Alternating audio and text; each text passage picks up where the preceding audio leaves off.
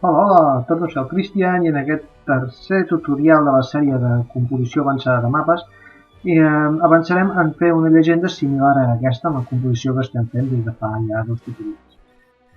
Aleshores anem al Miramont, havíem quedat en aquesta situació en l'últim tutorial i ara el que farem és modificar la llegenda. Crec que serà bastant curtet aquest tutorial. Aleshores, el primer que faríem seria verificar que està en una que el tipus de lletra serà constant, la mida, i posaríem la llegenda aquí sota, a la part inferior del mapa. Però com esteu veient ja no està fent diferents columnes per la mateixa forma. Bé, el primer que faré serà donar-li això, donar-li les columnes. Apretarem el botó dret, propietats, i això és ben senzill, pots dir-li una sola columna, que és com està ara, una o més columnes per entrada. Si tinguessin diverses entrades aniria posant per columnes les diverses entrades, o entrades en columnes successives admet el format de salt de columna. Bé, com que només tenim una entrada a la llegenda, podem fer aquesta opció, d'acord?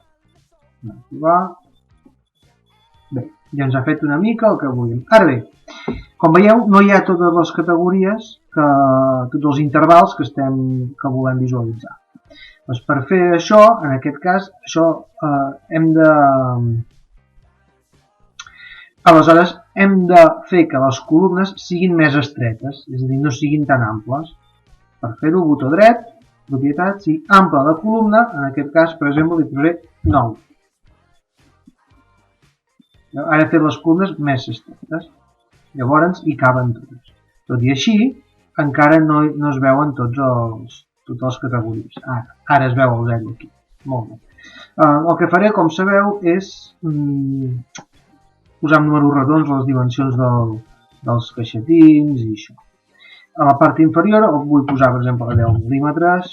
De la banda esquerra el posarem a 5 mil·límetres del costat del mapa i li donaré un ample de 275 i una altura de 50. 275 perquè és la mateixa ample que li he donat al títol i 50 perquè és el que necessito.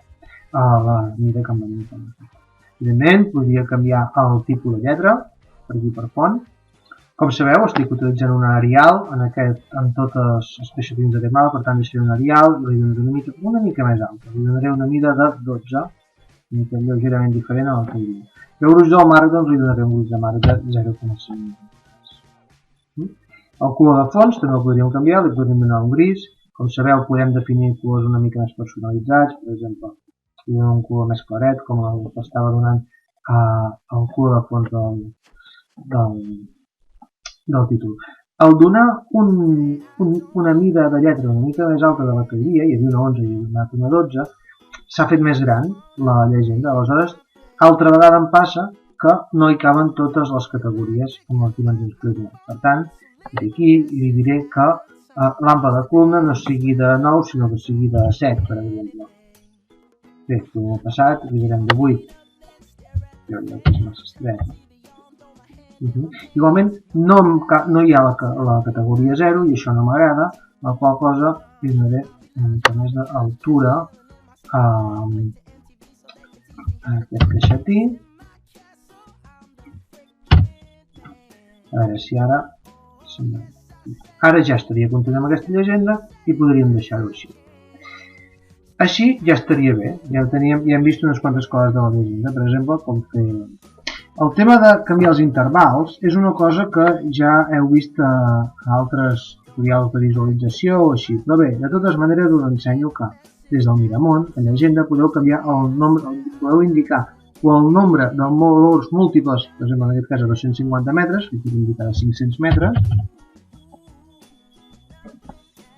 Aquesta és una manera, està molt bé per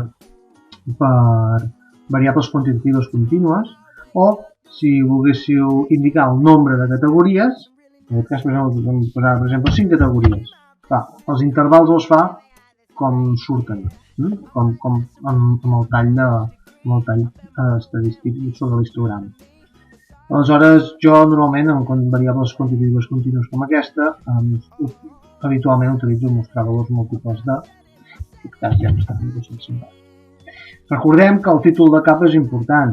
Doncs el títol de capa que apareix a la llegenda, per exemple, altitud, si volem posar metres sobre el nivell del mar, i llavors d'acord, i ja hem variat el nom de la llegenda. Si tornem a anar al mòdul d'impressió, veurem que s'actualitzarà el títol de la llegenda tal com hem fet ara mateix des del moment. Evidentment, si canviéssim els intervals, també quedaria bé. Molt bé, doncs ja hem vist unes quantes coses de la llegenda. Apa, fins al pròxim tutorial.